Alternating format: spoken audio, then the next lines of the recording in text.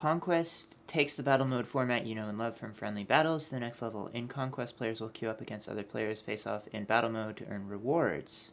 Winning a series of battles without a loss unlocks tickets to higher level leagues and tougher opponents, culminating with Infinity League at the end of each season. Players will battle their way to the top to claim ultimate victory and the best rewards. When you queue up for a Conquest match, you'll start by choosing which league to compete. Proving Grounds, Bronze, Silver, Gold, Vibranium, Infinite. Proving Grounds is always available, but players need the corresponding ticket to access higher tiers. Tickets earned by winning League Series in the previous tier. Players win a League Series by defeating 3 consecutive opponents. Okay, so you have to go 3-0 to get an upgrade, and I don't know if tickets are one-time use or persistent. In addition to tickets to higher leagues, each victory grants medals that can be used in the Conquest shop to unlock exclusive rewards.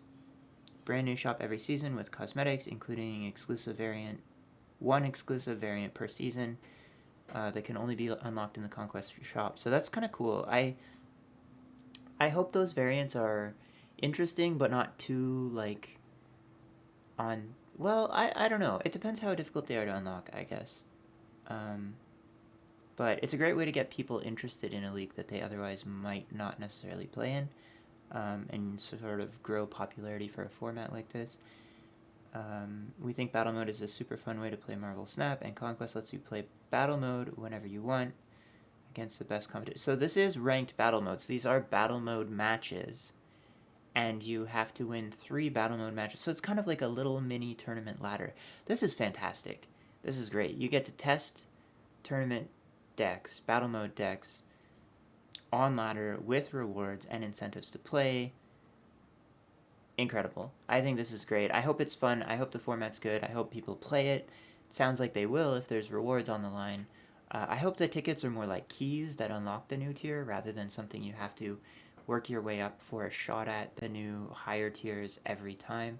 And like it's a one-shot entry ticket. It doesn't really indicate one way or the other. But yeah, that seems pretty cool.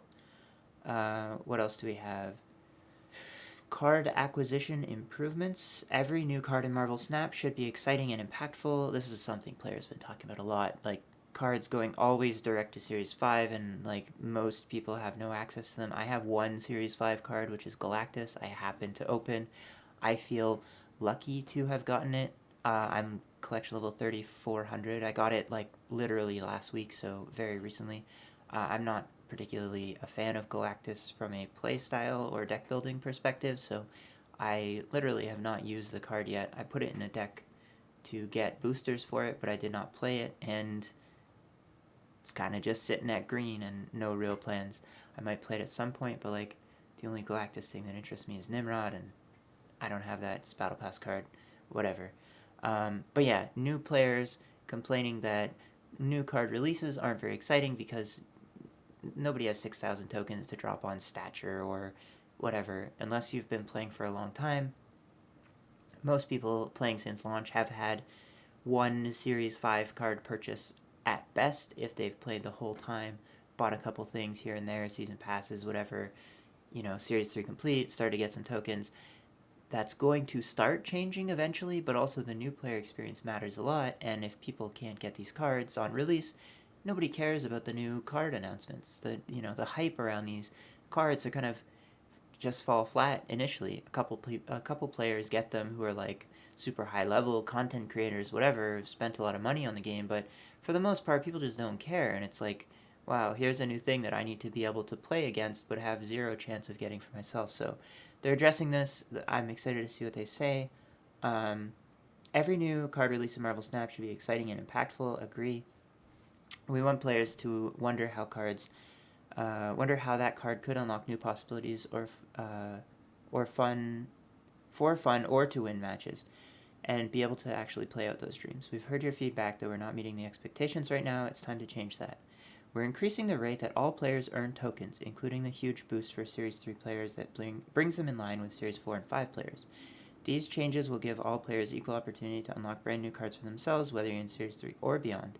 Increasing the amount of tokens earned on the collection level track for all players who have not yet collected all Series 4 and 5 cards? What? Nobody's collected all Series 4 and 5 cards, right? Starting at collection level 500, players will earn between 200 and 600 tokens in the collector's caches and collector's reserves, regardless of whether or not they've completed Series 3. Okay.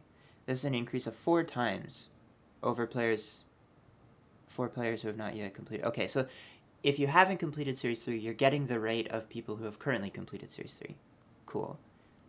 Once a card series is complete, caches that would have contained a card now replaced with 100 tokens. All of these changes will result in more tokens for people. Wait, so it's backwards. So if you are Series 3 complete, there's no change, right? Choose your card. Series 3 cards now have their own section in the shop. Once per season, players who haven't completed Series 3 will be able to claim one free Series 3 card to help them fill out their favorite deck and take a step closer to completing the collection. Now you can save your tokens for Series 4 and 5 cards. You don't need to wait long for these updates. Both of these changes will be in our next patch. Okay, so...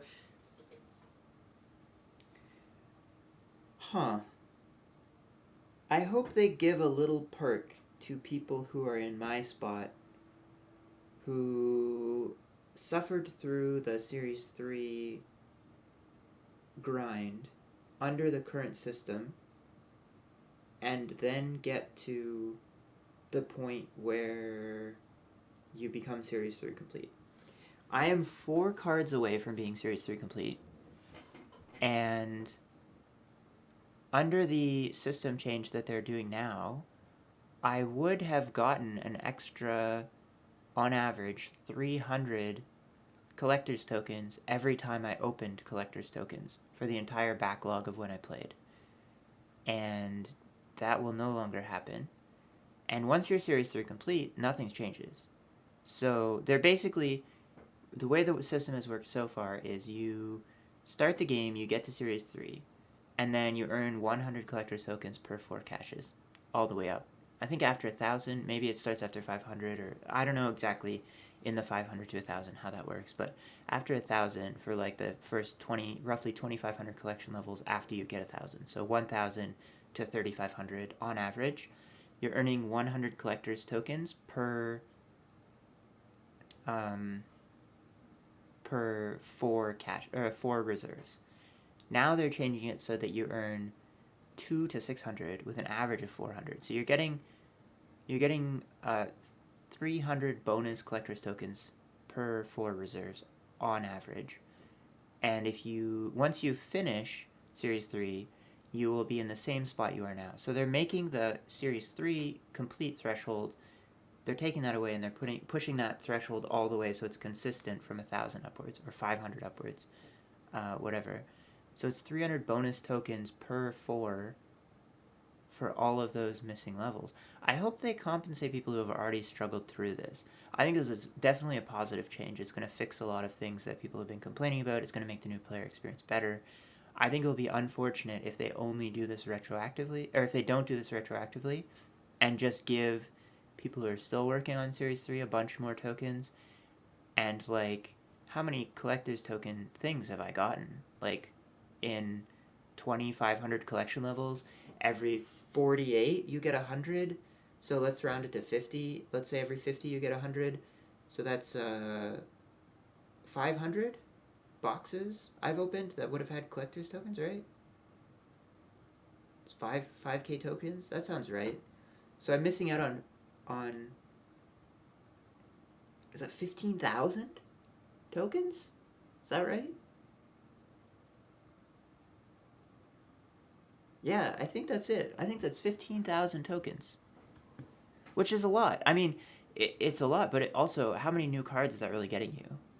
Not even 3 Series 5 cards. But still, that's 3 more Series 5 cards, 2.5 more Series 5 cards than I have now.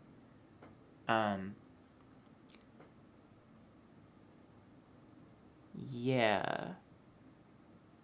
Once a card series is complete, caches that would have contained a card from that series will now be replaced with 100 tokens. So they're flipping them backwards.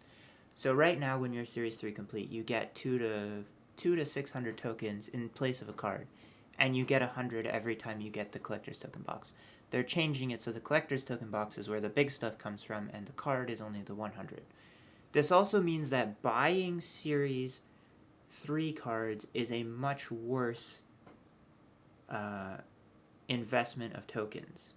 Because right now, once you get your Series 3 complete, you're getting 200 to 600 tokens.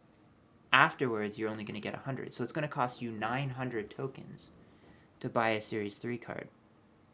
I hope they don't fumble the implementation of this, because I think this is, broadly speaking, a great change. There are some downsides, and there are some feels worse moments to this, and I hope they give people who have suffered through the system thus far some sort of compensation, because we've missed out on something to the tune of 15,000 collector's tokens by having completed Series 3 prior to this change.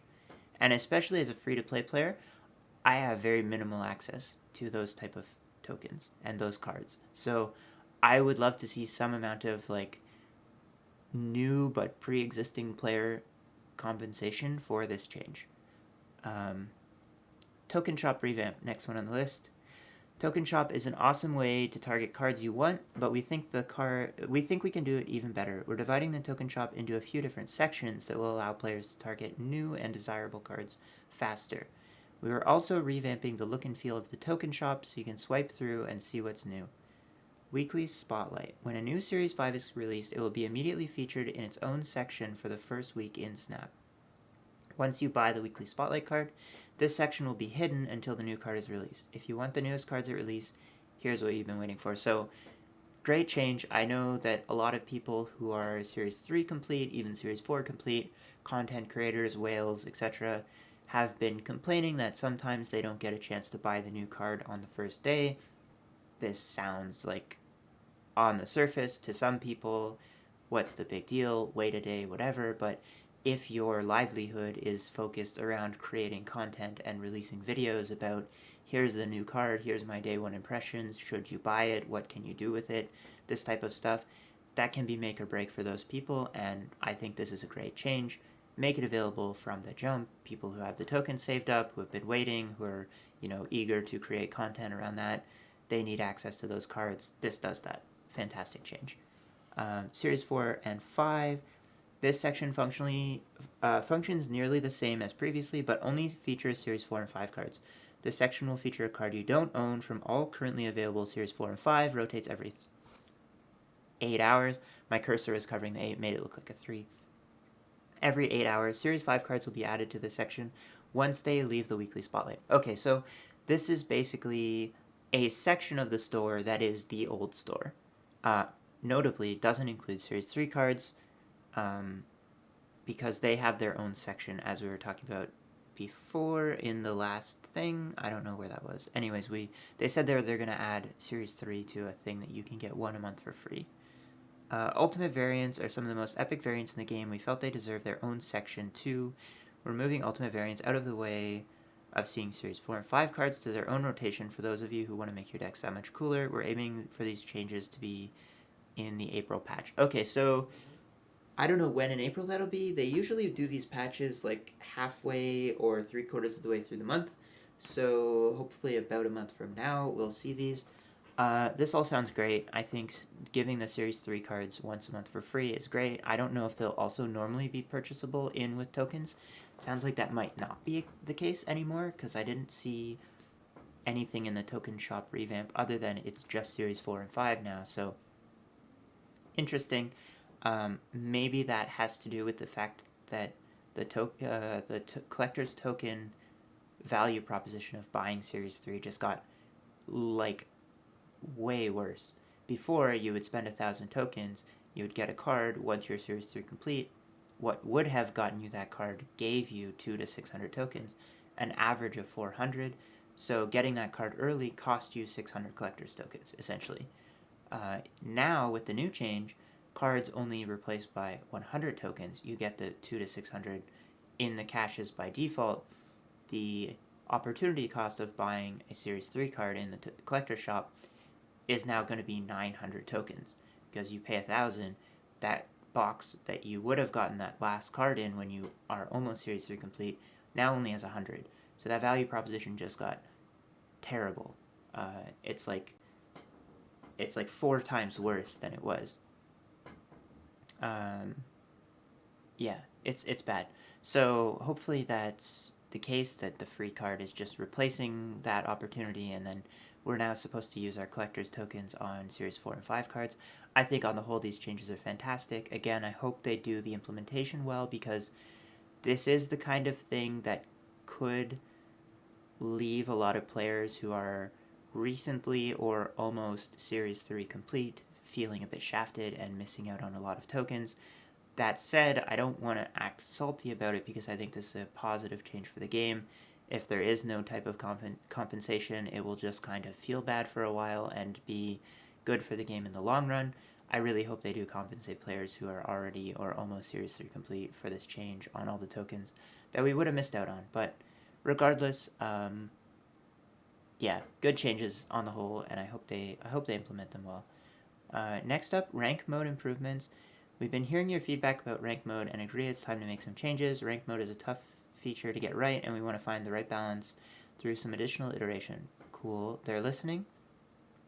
We're making a few updates before our next season that will address issues with some players feeling unable to progress and players feel they're not facing worthy opponents. So, matchmaking algorithm. We're improving the matchmaking algorithm to create higher quality matches for all players, including an update that will prevent players from matching against an opponent more than 30 ranks away. Interesting. Okay, so they have a system that uses both a shown rank, which is your level 70 or 85 or infinite or whatever, and they also use a hidden MMR, and the hidden MMR is, as far as we know, the sole thing responsible for matchmaking. They don't factor your rank into it at all. Now they're adding something that will gate your matchmaking to only play against people within 30 ranks of you. So I'm guessing that this will just snapshot that and then find somebody within that range according to your MMR as was previous. This is probably a good thing for lower rank players who have a reasonably high MMR fighting against somebody in Infinite who has maybe a mediocre MMR or even a good MMR, and you're just matched up. This should also help a little bit with new player experience and the sort of card disparity in that case. I know some people sort of do well in Pool 1, Pool 2, and then they get out into Breakout, start getting Series 3 cards, and have a decent rank but not an amazing rank, and suddenly they're in the 50s or 60s, and they're fighting against Infinite players with top meta deck or whatever. That's cool. Second change, Infinite MMR Floor. When someone reaches Infinite rank, we'll take a snapshot of their MMR. For the rest of the season, their MMR cannot fall below that value. This change is to address players that could intentionally lose many games at the Infinite rank floor to drop their MMR for next season. You'll still be able to increase your MMR while playing an Infinite rank. This is maybe the most impactful change for ladder that I see here so far. I think this is a perfect way to address this issue. So in previous seasons, I saw a lot of people doing this, some intentionally, some unintentionally. How can it be both? Well, basically, if you hit Infinite and you lose a lot of games, your MMR goes way down, and suddenly when you lose your Infinite rank at the end of the season with the reset and get pushed back to 70 with the new season, you have a very low MMR if you've lost a lot of games. This kind of goes hand in hand with the last rating one. If you lost a lot of games and your MMR is really down bad, you might be ranked 70 playing against somebody who's a fresh player at rank 30 or 40 or whatever. And then they went down to 10, but they're still playing against you because your MMR really tanked that hard. It's difficult to do that hard intentionally, but some people did it it's difficult to do that to that degree unintentionally, but some people did it intentionally and were pushing their MMR down, down, down so that they could get easy matchups and climb to Infinite, because your cube rate is still the same. No matter who you're playing against, their cubes spend just as good as anyone else's, and kind kind of go from there. So I think that's a great change. They kind of work well together. It also means that people who hit Infinite take advantage of the fact you can't demote and just play for fun decks, which I've done in the past a fair bit. More often than not, you're going to lose those games. If you're playing just for fun and you're playing against other people with meta decks, those games are, like, you're at a disadvantage. Playing an XP share deck or playing a deck with your favorite cards that you want to earn boosters for variants or some random stuff that you want to upgrade for whatever reason. Like, yeah, absolutely. It's a great change for that. Infinite versus infinite matchmaking. Players that reach infinite rank will only match against other infinite rank players. I can't believe it's taken this long for that to be implemented. I think it is beautiful. It will remove the fist bump donation matches that some people get excited about or really enjoy doing or whatever. Sure, it makes the grind to infinite a bit more meaningful. You're already, kind of in this farming mode. You're playing against other people now who are in that same spot. I think that makes it more impactful.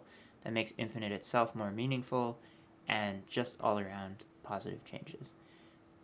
This goes on to say, we know there's more work to be done. We think the current journey to reclimb to a previous season's rank is too difficult. To that end, we're exploring changes on how many cubes are required per rank, how many bonus cubes are granted when a player achieves a new tier, and potentially how much of a reset is incurred each season. These numbers are actively being crunched right now, so we don't have more details to share, but rest assured our goal is to deliver a satisfying seasonal experience for players who wish to get better at the game, see their rank increase as a result. Okay, so this isn't something that affects me personally because I just manage to get to infinite every season, but for a lot of players, especially people who are a little more on the casual side or don't have as much time to spend playing the game, it can make climbing over the course of many seasons a much more daunting concept, because if you're facing this 30 rank downshift every single month and you're only playing a couple games a day and maybe not even playing every day, ranking up, even if you're a decent player, with that type of time commitment is not really feasible. So I could see some things changing there to make the game more accessible and a more fun ladder experience to people who aren't necessarily playing a ton of Snap. I think that's a good thing. There's also, we've seen a lot of feedback around matchmaking by MMR, and why don't we simply match by rank? Teams have been weighing the positives and negatives of both these options. In a pure match by rank system, it can lead to awful start of season experience, players matching up against opponents who are far superior to them. However, we're exploring alternate ways of matchmaking to try to deliver a more satisfying overall experience, as there are some upsides to doing match by rank. We have some ideas, and we think we can capture the best of both worlds and try to update the matchmaker in future seasons. We'll absolutely be sharing more as we lock in details, and you'll hear more from us soon. Okay, so that's cool. That's kind of what's in development, but kind of also still in the coming soon. A little bit of an expansion. That's nice. And finally, Infinite Rank Revamp. For most of us, the climb to Infinite has been our peak achievement, and we have great news. We're completely revamping Infinite, so your experience doesn't end at Infinite. It's just the beginning. Interesting. We want to create an exciting and fair battleground for our most skilled players to compete in Infinite Rank on the leaderboard. Okay. Once players hit Infinite Rank, they're separated into their own ecosystem that will highlight two important numbers: skill rating score. This score is your personal skill rating score. It's similar to your matchmaking rating. You'll be able to see how your skill rating score changes after each match. If you're more interested in increasing your personal skill from season to season, this is the number for you. And your leaderboard rank. Your friend has always claimed they're the best Marvel Snap player. Well, now we'll find out. This is the leaderboard number based on the ranking order of each Infinite player's skill rating score. We're fine-tuning the experience and visuals for the new Infinite Rank ecosystem, and currently scoping out the work.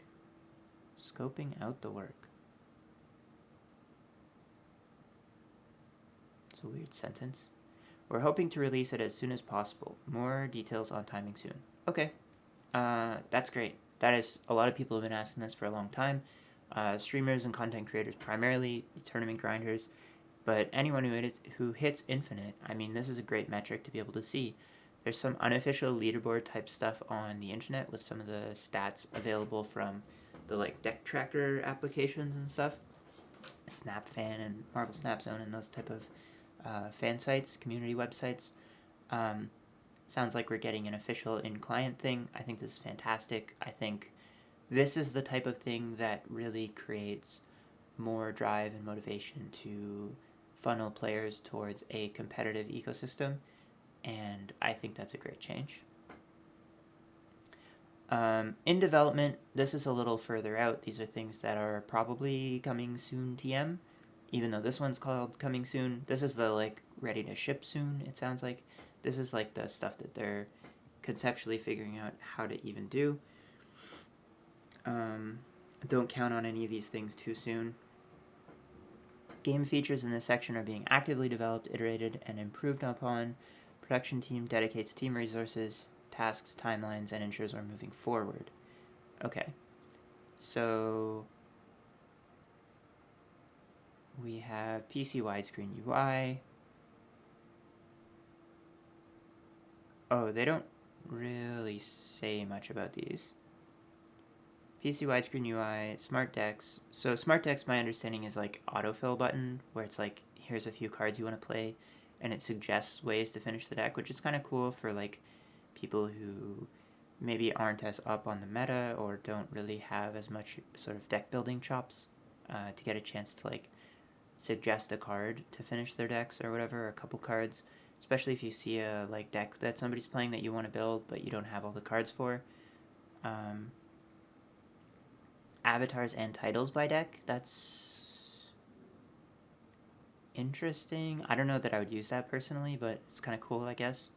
If you want to have like a themed deck and do something with it. You can already set your card back by deck, but this is kind of expanding on that. Personalized shop. Okay, there was a big thing in the survey about this. Personalized shop is like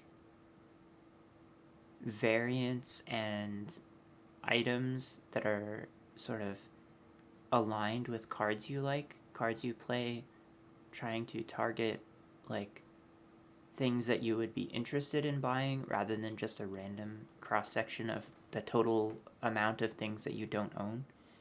And global matchmaking, that's cool. No real notes on these. Guilds and social systems, I think that'd be cool. There's really no in-game chat. Pretty much everything about this game, community-wise and socially, is happening on Discord and Reddit and Twitter and similar type of platforms. It'd be nice to have something in-game that has to do with it. PC controller support, interesting. I don't know that this is a game I'd ever want to play on a controller, but if you do, then all the more power to you, I suppose. Seasonal audio, is this like holiday audio? I don't really know. Mythic variants, it's kind of cool, I guess. I don't know what that means. Like more rare, more unique variants. Collectible emotes and card emojis, that's kind of cool. So like changing the 6 emotes you have, or maybe adding more things you can collect. And test deck mode. Where's unranked mode? What's this test deck mode? We know that players want a quick and easy way to try out new decks and strategies since before global launch, but we've been talking about the idea of an unranked mode as a solution to this problem.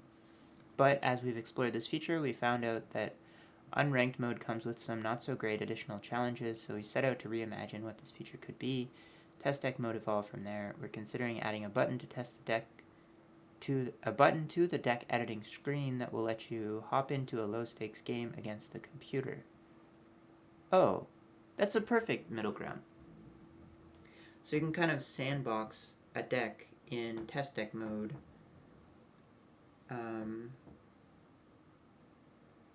And just play it. It's like the testing heroes in HOTS capabilities. That's cool. I like that. People still go to third-party sites for their net decks. Yeah, for sure.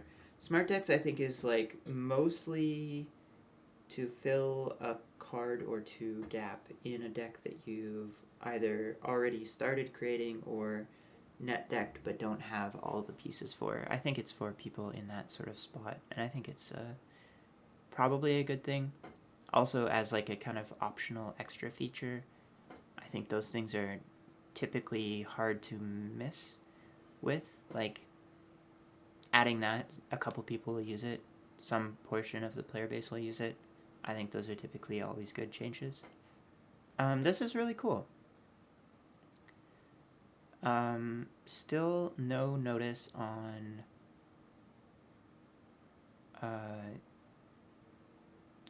there was one other feature that I was hoping for. Spectator mode for battle mode. There's no in-client spectator thing, and I was hoping it would at least be in concept, but we'll see. Yeah. Some nice stuff on there. None of the patch notes have been leaked yet from what I can tell. Still expecting that early next week, so, hopefully we'll have some good news soon. I think the biggest thing at this point that I'm excited for, optimistic for, I would even say, but don't have any super strong expectations, is I really hope they address the collector's token differential, which is to say that I'm collection level 3441, right? I'm not quite Series 3 complete, but I'm damn close. Every card that I got along the way came with one box of collector's reserves within its set of 4 that had 100 tokens. They're now increasing that to be an average of 400 tokens. I have missed out on 15,000 tokens under what the new system would have given. And once you're Series 3 complete, there's no change. So I really hope that they go in and retroactively add some collector's tokens to however far people have climbed up that ladder, because if they don't, it will feel kind of sad to be in the position that I'm in, which is kind of the worst spot to be. The lower your level, the more this benefits you, and importantly, the new player experience, people who are starting now or just getting into Series 3 or whatever, are going to benefit immensely from this. But anyone who's Series 3 complete and hasn't been Series 3 complete for very long has already missed out on a lot of tokens under this switch. So I hope they inbox us tokens according to how many we will have missed out on up to this point. Because if they don't, I mean, it's not to the extent that it's like worth creating a new account for or whatever, but if you did have a new account, you would stand to gain, 2.5 Series 5 cards. And that's a lot. That's a big deal. That's 250% more Series 5 cards than I have right now. So, we'll see. I think on the whole, those changes are great. I'm excited to see them listening to the player base, iterating on stuff. There's currently a player survey right now. If you go on the news tab, or the inbox or whatever on this news window on mobile, either Android or iOS, you can see it. The PC client still doesn't have this for whatever reason. But there's a player survey, and there's a lot of things that you can sort of rate which ones you care about and how much. I filled it out last night. I think it's a thing worth doing if you are, invested in this game, mentally, emotionally, financially, time-wise, whatever. In particular, something that I mentioned in there is I would love to see the battle pass available for gold. I think that would be a huge benefit to the free-to-play experience and also to the new player experience. I think being able to get enough gold as a new player to buy a battle pass and see what that feels like rather than just jumping in for $9.99, probably a good thing. Also, new players having access to the battle pass probably makes them more likely to stick around and keep playing and unlocking these things. And maybe the $9.99 price tag is like, you know, not going to hook them in the same way. It's hard to say. I don't know the metrics behind those things. Yeah, there's some interesting question fields in there. I think it's pretty cool. I think it's worth doing. Spent a few minutes on it last night. Okay, that was a long read.